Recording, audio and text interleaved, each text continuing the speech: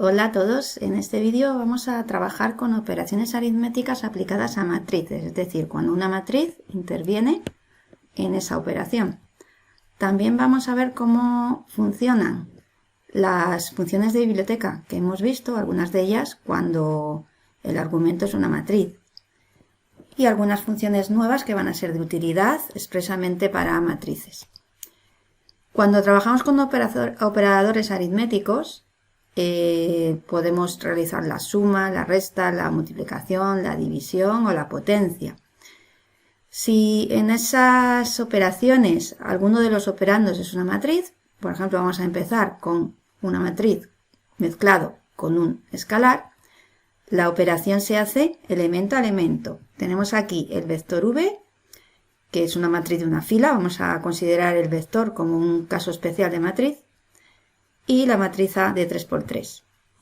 Si hago la operación de suma al vector v, el escalar se va a sumar a cada elemento del vector, obteniendo el resultado. Lo mismo va a pasar con el producto y con la resta. Igualmente, si hacemos la división entre un escalar, esa división se va a producir en cada elemento del vector o matriz. Ojo que no podemos poner el vector o la matriz en el denominador, porque esta es una operación que no es válida. Vamos a verlo con MATLAB, por ejemplo. Tenemos la matriz A, que es de 2 filas y 3 columnas. Vamos a incluir la instrucción A más 1. Según lo que hemos visto, se sumará 1 a cada elemento de la matriz, obteniendo una matriz del mismo tamaño. ¿Dónde creéis que se guarda este resultado de esa suma? ¿Se va a modificar A? La respuesta es no, porque si no hay una asignación, no hay una modificación del valor de contenido en una variable. Así que ese A más 1 se asignará a la variable por defecto, es decir, ans. ¿Vale? Si quisiéramos guardar la variable A modificada, es decir, incrementada en una unidad, tendríamos que añadir una asignación que haga que la suma, que es el operador que se hace primero, se realice y el resultado se asigne a la variable de la izquierda, es decir, a A, y A quedaría modificada. ¿Qué pasa cuando en esas operaciones intervienen dos matrices? Bueno, pues las matrices, lo primero, si es una suma y una resta, deben ser del mismo tamaño. Y se opera, pues, esa operación que sabemos de álgebra, ¿vale? Cada elemento con cada elemento sumado o restado. 5 más 1, 6. Y así con todos. Menos 9 más 0, menos 9. El producto, el asterisco, pues hace el producto matricial, igual que lo conocemos de los cursos de álgebra. Es decir, yo tengo aquí una matriz de 2 filas y 3 columnas. Si genero esta matriz y pongo el asterisco para multiplicar por esta otra que haya generado, hace este producto matricial, me genera esta respuesta. Sabemos que las dimensiones deben ser congruentes, así que el número de columnas de la primera tiene que ser igual al número de filas de la segunda. Y recordar que, por ejemplo, el elemento 1, 1 de la matriz resultado se calculaba multiplicando los elementos de la primera fila por los elementos de la primera columna y sumando esos productos intermedios. 2 por 1 más 3 por 4 más menos 1 por menos 1. Bueno, ¿qué pasa si lo que yo quiero hacer es un producto, pero no quiero un producto matricial? Quiero que pase como cuando tengo la suma o la resta, que se hace elemento a elemento. O sea, querría hacer 5 por 1, menos 9 por 0, 4 por 1. Ahí tenemos el operador punto por, punto asterisco, en el que se hacen las operaciones elemento a elemento y las dos matrices deben tener el mismo tamaño para poder utilizarlo.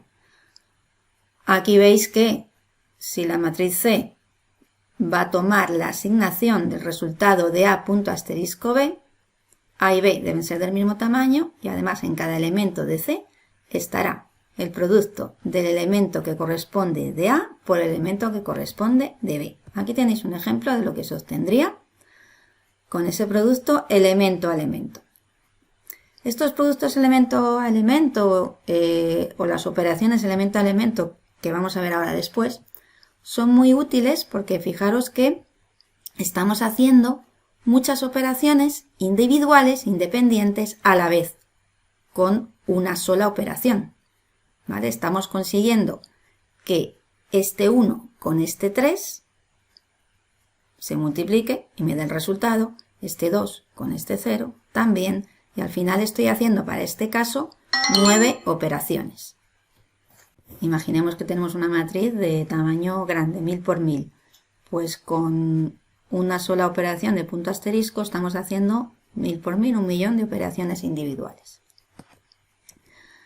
También existe la operación de punto dividido. Podemos usarlo entre dos vectores o dos matrices y se hace elemento a elemento. 1 entre 3, 0, 33, 2 entre 1, 2. Y punto elevado.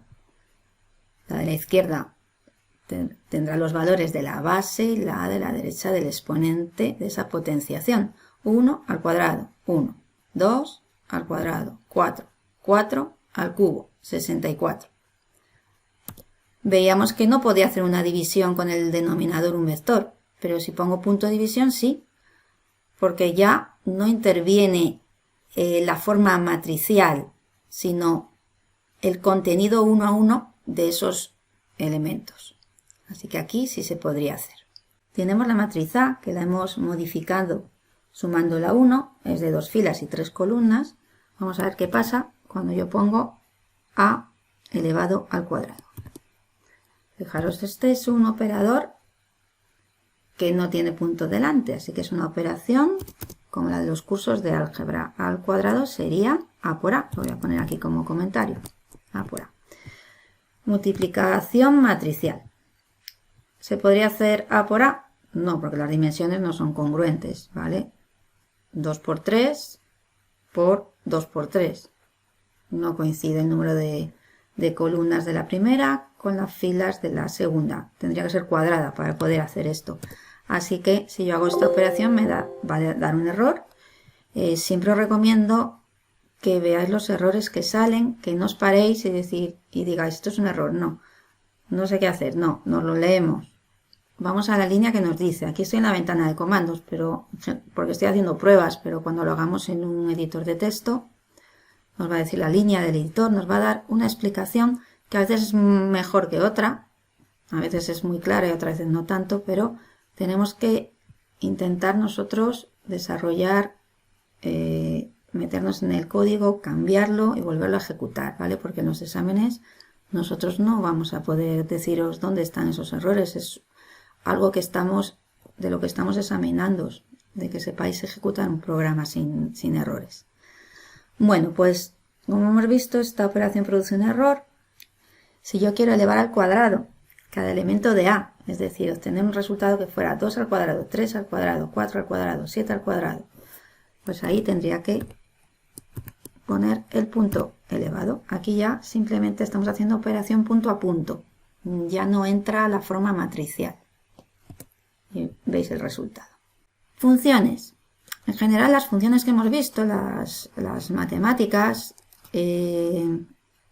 lo que hacen, si las aplicamos a una matriz, un vector, es aplicarse también punto a punto, elemento a elemento. Aquí tenéis un ejemplo en el que aplico seno a un vector de 3 elementos y aplicará el seno a cada uno de ellos, obteniendo como resultado otro vector del mismo número de elementos.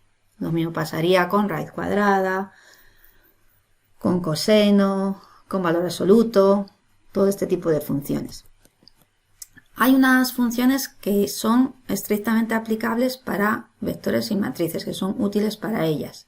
La primera que veis en pantalla es la función length, que nos dice la longitud de un vector. La tenéis que usar con vectores, porque con matrices no va a obtener un resultado adecuado. ¿Qué pasa? Que yo en un programa puedo tener un vector que introduce el usuario por teclado y yo no sé de qué tamaño va a ser ese vector. Y necesito hacer algo con cada elemento del vector. Necesito saber ¿Qué tamaño tiene? ¿Cuántas componentes tiene? Pues ahí interviene esa función length muy importante. Aquí veis un ejemplo en el que hay un vector de 5 elementos y length de v, yo estaría mostrando en pantalla, pero igualmente lo podríais usar en una variable para hacer ciertas operaciones, estaría mostrando 5. Length de v es igual al número de elementos de un vector y da igual que sea fila que columna. Nos da ese número de elementos. En el caso de una matriz tenemos dos dimensiones, una serie de filas, una serie de columnas. Vamos a usar una función size que me devuelve dos cosas, cuántas filas y cuántas columnas hay. Es la primera función que utilizamos en la que el resultado son dos valores devueltos, dos valores calculados. Fijaros que hay que utilizarla de esta manera. Llamo a la función, le meto el argumento, que es la matriz, y le asigno a la izquierda, entre corchetes, para englobarlo en una sola cosa, dos nombres de variables donde se van a insertar los dos valores que devuelve. En este caso, he llamado f al primer valor devuelto, que va a ser el número de filas, y c al segundo valor devuelto, que va a ser el número de columnas. Muy importante también. ¿Cuántos elementos tendría esta matriz? Pues f por c. Aquí tenéis un ejemplo de size en el que C es una matriz que estamos definiendo directamente uno a uno. Sus elementos vemos que tiene 1, 2, 3 y 4 filas y cada una 3 elementos, 3 columnas. Decimos size de C. Y el resultado de cuántas filas hay se va a meter en la primera de las variables, filas, y cuántas columnas en la segunda. Lo normal, como os digo, es que esto se utilice cuando la variable c pues no la introducimos nosotros a mano en el programa, sino que viene de un input, de una petición del usuario. Filas sería 4 y calls sería 3. ¿Qué pasa si en mi programa necesito saber solo el número de filas o solo el número de columnas? Pues ¿para qué voy a tener que utilizar esto, ¿no? Esta doble asignación a dos variables. Size me permite meter un segundo argumento, coma 1, para indicar la primera dimensión. Dime el tamaño de la primera dimensión, es decir, ¿cuántas filas hay? Pues me devuelve solo el número de filas. ¿Cuántas columnas hay? Me devuelve solo el número de columnas. Aquí os pongo unas funciones que son útiles para generar matrices particulares. Matrices todas llenas de ceros. Esta es la función ceros. Todas llenas de unos, función unos, ones, y la I, la matriz identidad. Sabéis que tiene unos en la diagonal principal y el resto ceros. Aquí vemos unos ejemplos en el que creo una matriz, toda de unos, y el argumento es 3. Cuando solo ponemos un argumento, indica que la matriz que va a generar es cuadrada. Como si pongo 3,3. Aquí, matriz identidad de 2 por 3, diagonal principal, unos. No necesita que sea cuadrada. Ceros, 1,5. Una fila, 5 columnas, o sea, un vector fila, todo de ceros. ¿Cómo obtengo la transpuesta de una matriz? Bueno, hay una función que es transpose, pero no vamos a utilizarla. Es más sencillo utilizar un carácter, que es el de comilla simple, este que veis aquí, que es el carácter que utilizamos siempre, el de la interrogación de cierre, el que aparece en esa tecla. Y esto lo que hace es operar con la matriz que tiene antes y hacer la operación de traspuesta. Así que si v es un vector fila de 3 elementos, v, comilla, me genera el vector traspuesto, que se lo estoy asignando a w. Así que w es un vector columna 1, 2 y 3. Igualmente aquí con la matriz A, esto me genera en B la matriz traspuesta de A. ¿Cómo calculo el determinante? Función det. La inversa de una matriz, función inv. Hay también otras funciones aplicables a vectores. Se utilizarían con vector, no matriz, es decir, una matriz de una fila o una columna. Módulo de un vector. Sabemos que la raíz cuadrada de la suma de los elementos al cuadrado. Función norm. Producto escalar. Función dot. Sabemos que el resultado es un número, un escalar que multiplica cada elemento por el correspondiente del segundo vector y suma todos esos productos. Y la función de producto vectorial, cross, que recordar que lo que me genera es un vector perpendicular a los dos que estamos multiplicando vectorialmente. Esta función admite vectores de entrada de máximo 3 componentes, ¿vale? No más dimensiones, ya que está fuera de lo que es el resultado del producto vectorial. Tenéis aquí un ejemplo en el que definimos dos vectores v y w. Fijaros que estos vectores tienen la tercera componente 0, es decir, serían vectores pues similares a los que vemos aquí en el gráfico en el plano. Los multiplicamos vectorialmente, v por w, y me da un vector perpendicular. Es coherente el resultado porque el vector tiene solo componente z. Y aquí comprobamos la propiedad del producto vectorial, que cross v, w, me da un vector de sentido contrario al anterior. Bueno, pues hasta aquí las funciones y los contenidos que os quería explicar en este vídeo. Vemos en clase ejercicios relativos.